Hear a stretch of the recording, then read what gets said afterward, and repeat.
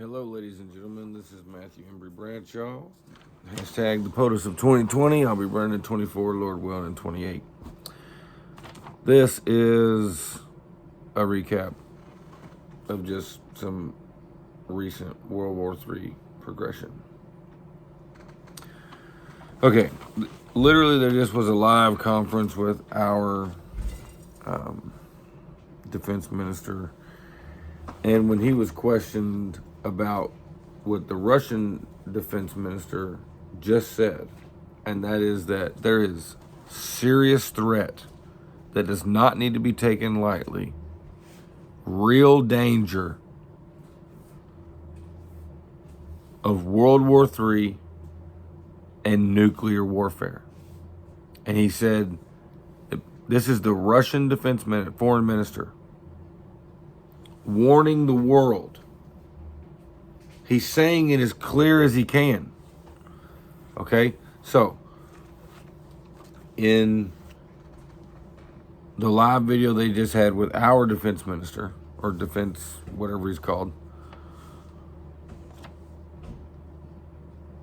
when he was asked about that, and he said, don't you think that continuing to arm Ukraine and the progress we're going, don't you think this is going to cause an escalation and spin out of control based on what this warning is telling us that Putin is going to do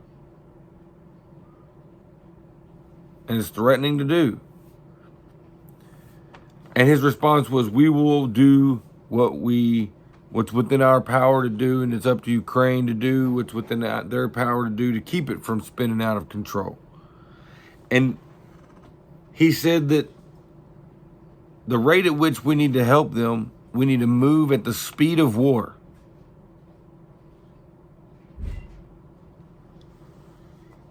And he said Putin is going to have to be the one to end this. It was Putin's decision to start it, so Putin's going to have to make the decision to stop, to de-escalate, and to return to the negotiation table. And he said when people ask about this, well, what about what Putin's saying when he says nuclear, that is just unhelpful rhetoric. And he's right about this. It's dangerous. You know, they asked, what is the U.S.'s, what are they trying to do right here? And is it true that we want to weaken the U.S. or the Russian forces? And he said it is true that we want to make it harder, and we want to leave them less able to be a bully to their neighbors. Well, if I was Putin, I would see that as America, NATO, admitting to having direct contact, influence, and engagement with his forces with the intention of weakening them, making it harder, and leaving them less able to be a bully. Well, Putin doesn't look at this as I'm being a bully. He looks at this as I'm getting my country back. That the West and everybody has, over time, taken my borders away from our sovereign nation. And he has warned us over and over of unpredictable consequences. The last thing he said is that, to sum it up, we better think twice before interfering anymore. He's threatening nuclear stuff. He tested nuclear missiles the other day in response to us. People around the world better start putting whatever pressure you can on the government. If you have it within your strength, ability, resources, to put pressure on your government to quit playing this profit game with war. Quit using Ukraine as a buffer zone. Putin is not playing a game. You know, they talk about how all the NATO things, they were up north practicing their war games. Practicing is fine. I understand that. But what good does it do to even have a good military? To have well-trained people who can handle situations effectively, efficiently, with the least amount of casualties? If we are going to poke the bear and let another country, so that we can say we didn't do it, attack the bear, like I said before, we're trying to profit off of his fur while the bear is still wearing his skin. And he's not ignorant to where his enemies are getting their supplies from. It is all over the news. The whole world talks about how we're helping them, they're helping them.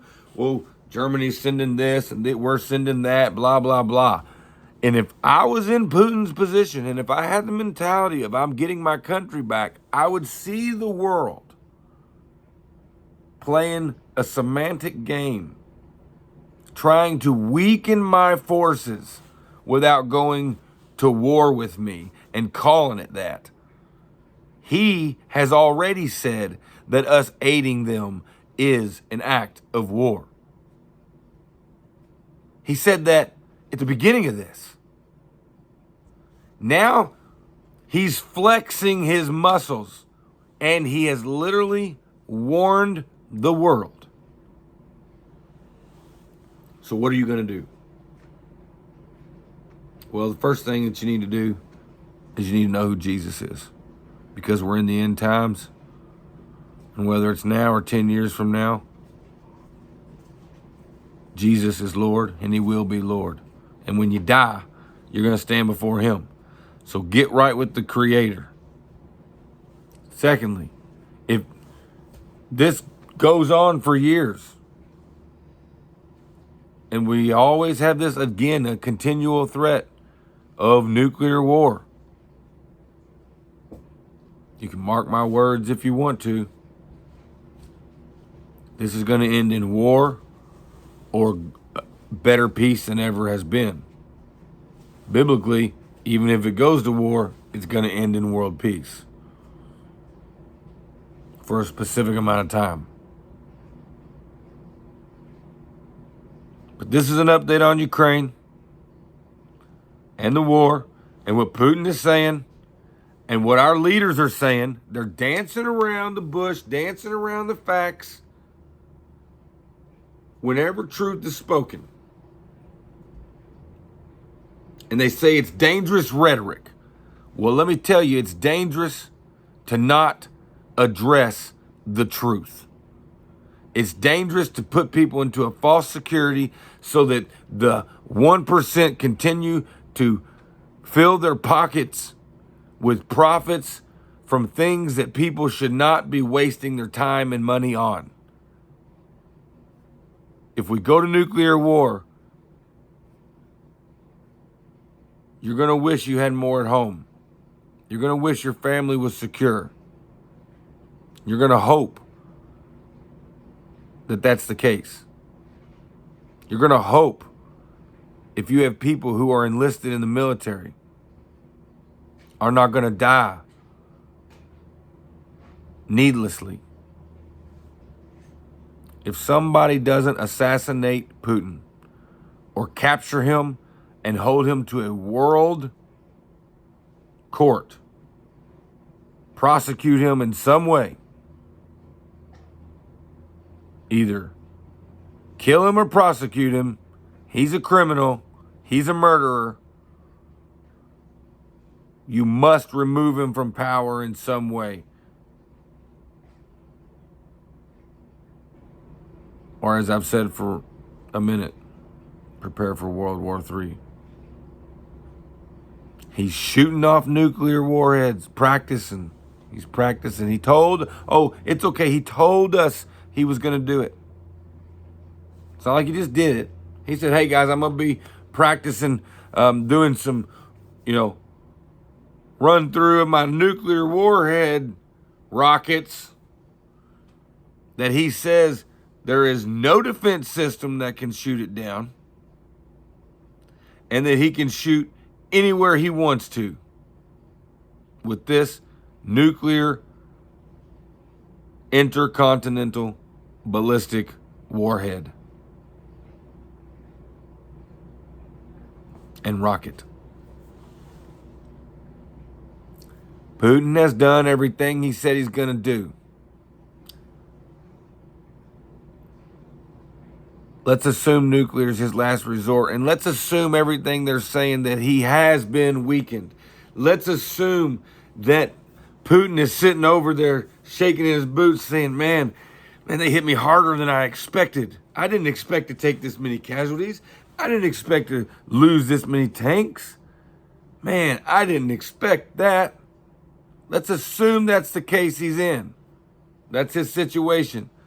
What is his mentality backed into a corner when you've taken every other defense away from him or greatly reduced it in a way that he can't rebuild? What does he have left?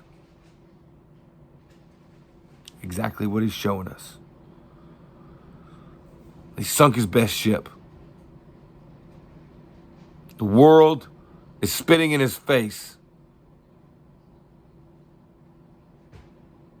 You don't put armor on the little children who are being bullied and let them fight the bully. You don't give them a stick or a bigger stick. You take out the bully. So you want to call him a bully, which he's not. He's an imperialist. He's not considering himself a bully. He has a goal. Then you better treat him like a bully. You better take him out. You better get him out the playground. Anyways, prepare for nuclear war, folks. This is Matthew Embry Bradshaw. I hope you know Jesus. Read his word. It's everywhere. Listen to it. It's on the internet. John 3:16. You can read Romans. Jesus is the Son of God who came and died for you. And if you'll believe in your heart unto salvation and confess with your mouth that Jesus is Lord, you shall be saved. So remember that, and hope we all don't die. I don't think we will. You know, God said seed time and harvest is never going to end until he says so. But that doesn't mean that fire and brimstone doesn't rain from the sky and take out a percentage of the earth as prophesied. Who knows? Is that the wrath of God, the wrath of man, the wrath of the devil? What's going to happen? What is this war biblically, prophetically? Even if you don't worry about that, it's getting dangerous. And the words that these foreign ministers and those in charge of our nation's defense are speaking is lining us up to, at the very least, a reason to pray and intercede. In Jesus' name. Have a good one. Remember, vote Matthew Embry Bradshaw, 2024, 2028. Put us out.